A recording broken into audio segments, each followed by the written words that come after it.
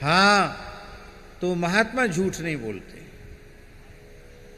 महाराज जी ने कहा महात्मा झूठ नहीं बोलते। भगवान ने कब तो लीला करनी पड़ेगी।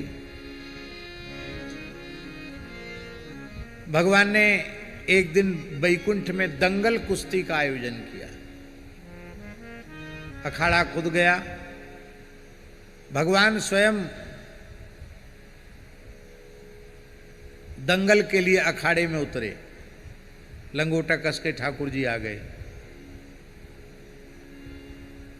और जय विजय से कहा कि ल्यो ये मेरी प्रचंड गदा, और उठा करके पूरे वेग से मेरे ऊपर दे मारो। इतना सुनते ही जय विजय ने कहा प्रभु ऐसा करने के पहले हमारी भुजाएं खंड खंड क्यों न हो जाएं? भला सेवक अपने स्वामी पर प्रहार कर सकता है क्या? तो उन्होंने कहा तुमने हमारे शरीर पर प्रहार भले ही न किया हो, हमारी आज्ञा पर तो प्रहार कर ही दिया। तो ठीक है जाओ, वैकुंठ के द्वार पर खड़े हो जाओ। और भगवान ने, कथा बहुत लंबी है, समय बहुत कम है, भगवान ने योग माया को प्रेरित करके अपने चरण कमलों के दिव्य मकरंद सुगंध को ब्रह्मलोक में विराजमान सनकादिकों के नासा विवर तक भेजा। और सनकादिक भगवान व्याकुल होकर के रमा वैकुंठ के द्वार पर आए। और उधर जय विजय ने छड़ी लगाकर भगवान सनकादिकों को रोक दिया, भगवान से मिलने में बाधा उत्पन्न की। तो सनकादिकों ने शाप दे दिया कि तुमको 3 जन्म तक असुर योनि में जाना पड़ेगा। ये 3 जन्म क्यों कहा? भगवान का जो धाम है वो काम, क्रोध और लोभ इन 3 से विमुक्त है। और अपराध, इन बहुत ध्यान से सुनने वाली बात है, अपराध इन 3 के कारण ही होता है। या तो काम विकार के कारण अपराध बनता है, या क्रोध विकार से अपराध बनता है, या लोभ के कारण अपराध बनता है। अपराध बनता है तभी नीचे जाना पड़ता है। हम लोगों से भी कोई ना कोई भूल बनी है तभी आना पड़ा। केवल पुण्य ही पुण्य होते तो स्वर्ग में रहते, पाप ही पाप होते तो नरक में रहते।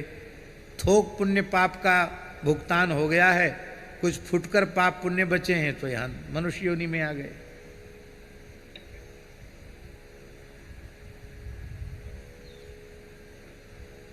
अवतारी पुरुष हैं, उनकी बात अलग है। जो जीव जगत के कल्याण के लिए आचार्य कोटि के महात्मा आते हैं उनकी बात अलग है। सामान्य जीवों की बात यही है।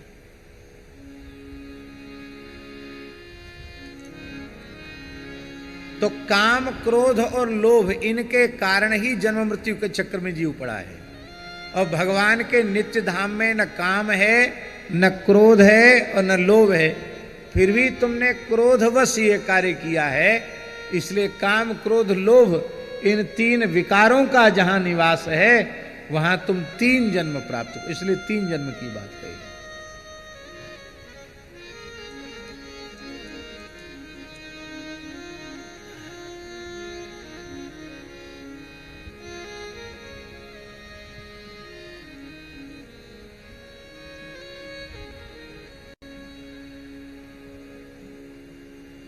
हिरण्याक्ष,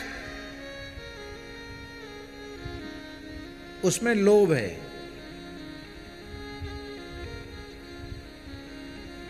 लोभी व्यक्ति के आंखों में सोना बसता है। हिरण्य माने धन, अक्ष माने आंख। जिसकी आंख सदा धन पर टिकी रहे और कहीं भगवान पर न टिकी रहे, न संतों पे, न सद्गुणों पर, न सेवा पर, केवल धन पर ही जिसकी नजर टिकी रहती है वही हिरण्याक्ष है। अब अपनी अपनी ओर निरीक्षण करके देख लो कि हम मनुष्य हैं कि हम में से भी कोई हिरण्यकशिपु हिरण्याक्ष बैठा है। और हिरण्यकशिपु कौन है जानते हो? जो सारे विषयों को बटोरकर, भोगों को बटोरकर अकेले ही भोगना चाहता है। हिरण्य माने धन, संपत्ति, भोग, और कशिप माने होता सैया, सारे भोगों को बटोरकर खुद भोगने की इच्छा। ये लोभ का प्रतीक है। रावण जो कुछ करता है वो काम से कलुषित चित्त होने के कारण करता है।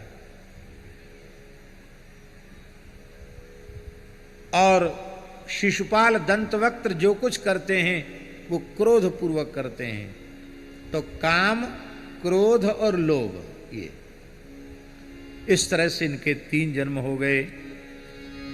एक ये कारण बता दिया और एक बार का कारण बताया। एक बार जलंधर नामक राक्षस भी रावण हुआ, उसके लिए भी भगवान का रामावतार हुआ। तहां जलंधर रावण भयऊ, रनहति राम परम पद दयऊ। यहां एक भी ऐसा भी है। और एक बार जय विजय रावण कुंभकर्ण बने, उनके उद्धार के लिए रामावतार हुआ। और एक कल्प में इस प्रकार की व्यवस्था भी बनी कि भगवान शिव के गण ही रावण कुंभकर्ण हुए, उनके उद्धार के लिए रामावतार हुआ। इस कल्प में नारद जी ने भगवान क्षीराब्धिसाई को श्राप दिया और फिर वही श्री राम अवतार का कारण बना। इस चर्चा को सुनकर के पार्वती जी को आश्चर्य हो गया। पार्वती जी ने कहा, देखिए यहां एक बात बहुत ध्यान देने योग्य है। पार्वती जी को कहना यह चाहिए था कि हे प्रभु, हमारे गुरुजी की बुद्धि खराब क्यों हो गई। जिन भगवान के वो भक्त हैं, उन्हीं भगवान को उन्होंने श्राप दे डाला, तो गुरुजी की मति क्यों मारी गई, ये कहना चाहिए था उनको। लेकिन श्री पार्वती जी कितनी विवेकवती हैं और गुरु तत्व के प्रति उनकी कैसी अगाध निष्ठा है, इससे हम सबको सीख लेनी चाहिए।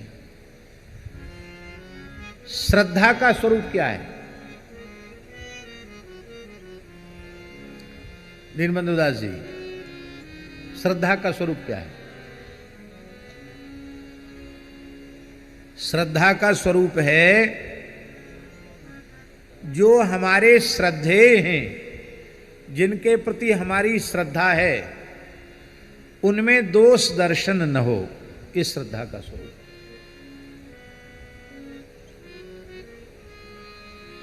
क्योंकि जहां दोष दर्शन होगा वहां श्रद्धा रह ही नहीं पाएगी।